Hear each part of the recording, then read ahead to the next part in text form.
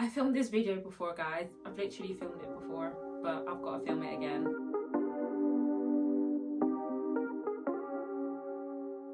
Hey guys, it's Faith. Welcome back to my channel. In today's video, I'm just going to be talking about buyer personas. If you're new here, thanks for clicking on the video and tuning in.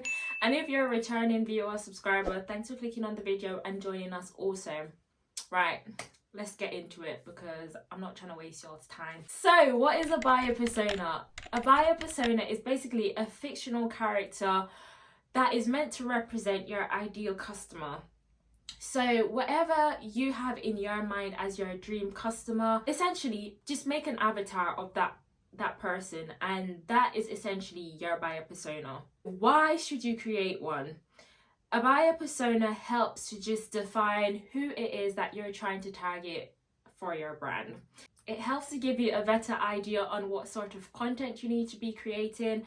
And it also just helps you make targeted content, specifically when it comes to creating paid advertisements, because you need to create content that you know that individual is going to enjoy for the platform that that individual will be on. Buyer personas can help you to create content for your audience that basically suits them to a T, or basically fits and matches that person's lifestyle. It allows you to explore their goals, their aspirations. I feel like y'all are going to say, Faith, why are you saying all of these things? But hopefully when I get into it, it will give y'all some clarity of those individuals and basically what pain points they experience. And then it helps you to effectively create content, products, marketing, branding that basically essentially targets that person on different social media channels, and then giving them a higher likelihood of them purchasing your product. Let me just relate it to me because then it will make sense.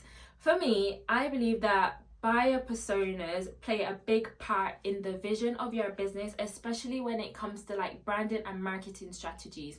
So I've said this before. I thought when I was making my brand Faith, what is the product that you would like to buy for yourself?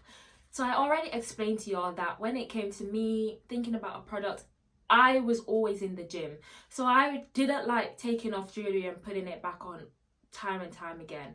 I was also very busy, so I'd either be going from work to the gym and then dependent, let's say I wanted to go out to eat after work, after being at the gym, after showering at the gym. I didn't want to have to be taking off my jewellery, putting it back on, doing all of that. It will get lost. Come on, we're going to the gym, we're going to work, putting things here, there and everywhere. It will get lost. And I didn't want jewellery that was going to tarnish, but because I was already so busy, I just wanted to go. I just wanted it to be like right here in the now. So I was trying to cater to people that were in a similar position to me. So, you know, a young female, so I'm 22 if y'all didn't already know, someone that is single because I like to spend money on myself and I like to have nice things. So I definitely wanted to make pieces that would be able to do those factors and check those boxes, but that was also affordable. But I didn't want my product to be tacky. I didn't want products that would, you know, not last long for the individual that was buying it and just didn't suit their needs. I wanted that when I put this product on the market, it would actually do what it says on the tin, essentially. So I was catering to people that were like me, people that looked like me, people that were of a similar age, similar demographic. You know, I was catering to females mainly, not males. I was catering to people that were busy, liked going to the gym, so liked staying fit, but also liked to go out with and spend time with their family and friends. I've already explained this in another video, so I'll try to find it and link it. So I was trying to cater to people like me. Now, when it comes to making ads and when it comes to creating content on your social media to attract new customers, you need to think of what is effective and what it is that they would like to see. There is no point focusing on things that do not relate to your product. So for me, something that I think that I need to do a lot more is to actually talk about the benefits of my product, because I realize that, Faith, you're not doing that as much. I should be actually screaming and shouting at the top of my lungs all over my social media saying that my product is good for people that want to go to the gym.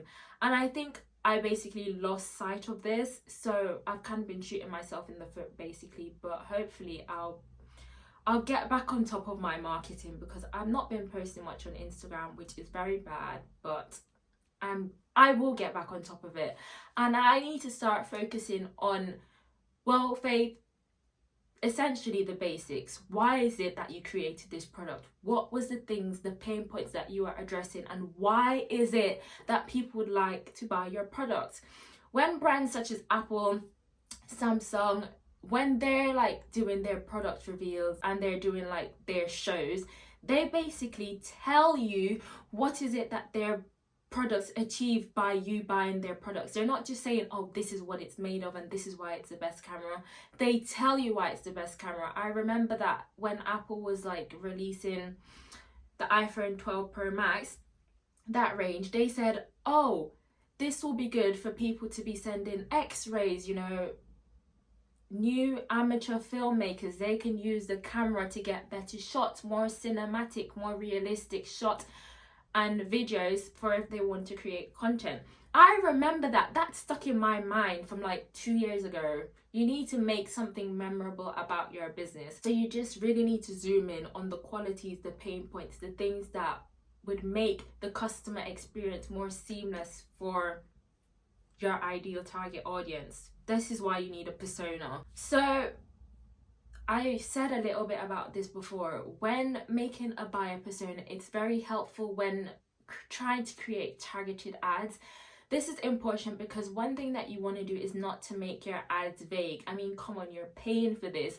You want to make sure that you get the most out of it. So if you make a buyer persona, it already tells you the age group that you're targeting. It already tells you certain things about that demographic. So what sort of things they are interested in, what are their hobbies, what they do in their spare time, what they do for a living, do they have children, do they not have children, where they live, do they live in a city, do they live in a town, do they go to school, do they have a full-time job, are they a student, like, you know, these things are the things that are going to literally help you to actually zoom in on your audience so that you can actually make the most out of your ad. And essentially, over time, if done correctly and effectively, it will help boost sales to the correct group. Now, for me, it's not skyrocketed as much as I wanted it to. So I'm not saying, oh, I'm sitting on like, you know, £500 a day of income from my business, because that would be a lie. However, I am making money. When I look back over the month, I'm like, Faith, you're making passive income, because once you set up these things, you don't have to look back at it. You just review it, learn to read your analytics, and then, you know, you're just waiting for your sales. Buyer personas allow you to figure out the type of content that is likely to generate the best response from your ideal customer. So for me, it's what that customer will experience from like your homepage to your checkout. So how to add to cart and then actually sealing the deal and making a purchase. So for me, from Shopify, I can see where people like drop off. So just like YouTube, you know, if you read your analytics, you can see where it is that people get bored, where do people click off, how many times web pages bounce. You can see that on Shopify. That is what you need to learn to start reading, and it will literally give you like so much insight on whether or not the content that you're creating, the strategies that you're using, how effective it is. One thing that I can say is that my customers are within the range, the age range that I'm targeting, and the demographic is pretty much what I set out for it to be. Now, I do feel like I could be targeting a lot more people, but people do come to my website and they do bounce. So I need to think of, right, getting the people to my website is one thing, making them stay is another thing, and actually follow that buying process essentially. Having a buyer persona based on your thoughts and ideas is all fun and games, but what you really need to do is have fact, numbers, figures to back up basically your evidence. So like I just explained to y'all, what you need to do is to find out what is working and what isn't working. You've had this idea and you've thought, right, this is the person that I want, this is the avatar that I have, this is a customer that I'm trying to attract. Am I attracting these sorts of customers? So what you need to do is learn how to read analytics.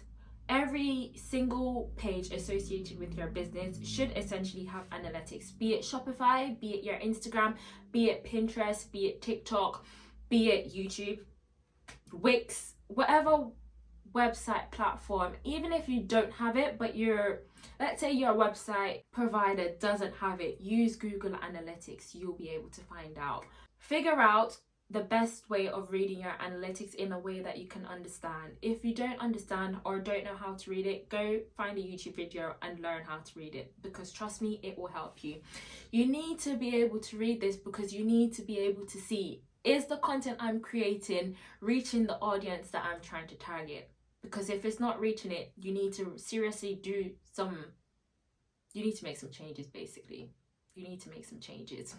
So for me, one thing that I can say is that I am meeting the target audience that I want, and I can see that from my analytics. I am meeting 18 to 35-year-olds. That's my highest, I get the highest amount of purchases from that age group. I have had some male customers purchase from my website, but the majority are female. So yeah, it's just these things that I definitely know my research is working, my content is reaching the audience that I would like it to reach, and it is resonating with them. So like I said, the only part that is broken that I need to fix essentially is the part whereby the customers are coming to my website and then bouncing. I need to fix that part. So the customer journey from homepage to checkout, and that's something that I need to work on. So do some market research. Ask people. You can do a survey, you can, I don't know, run a giveaway so that people can give you feedback. Ask them to comment what it is, what sort of content that they would like to see, what best resonates with them. You just have to try and be original and think of fresh ideas in order to get the information that you want. But when I was starting out, I just asked people. Do simple polls on Instagram. People love that sort of thing because in a way you're already getting the research for free, and people don't really necessarily feel like they have to do anything.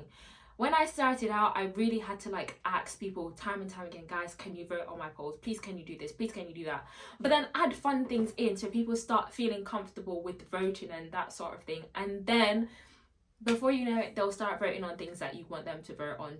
So you have to give and take a little bit. It is hard, and like I said, I found it very difficult getting my target audience to engage with me, but it has become easier over the months. So hopefully for y'all, these tips will help. And I know I probably haven't presented this video in the most easy to understand way, but I'm trying to get back into the headspace of filming again. And I feel like this video was a bit difficult for me just because I had 3 points to say, and I feel like I interjected other things to make it a little bit more understandable. So hopefully that has helped, but maybe I'll have to do another clarifying video. But hopefully, guys, I'm really hoping, crossing my fingers, that y'all have understood what I had to say about buyer personas and why it's important. Hopefully when editing, I'll be able to make it sound a little bit more put together. So guys, wherever y'all are, I hope y'all stay safe and y'all are well. Y'all are having a great day. Don't forget to like, comment and subscribe, and follow me on Instagram.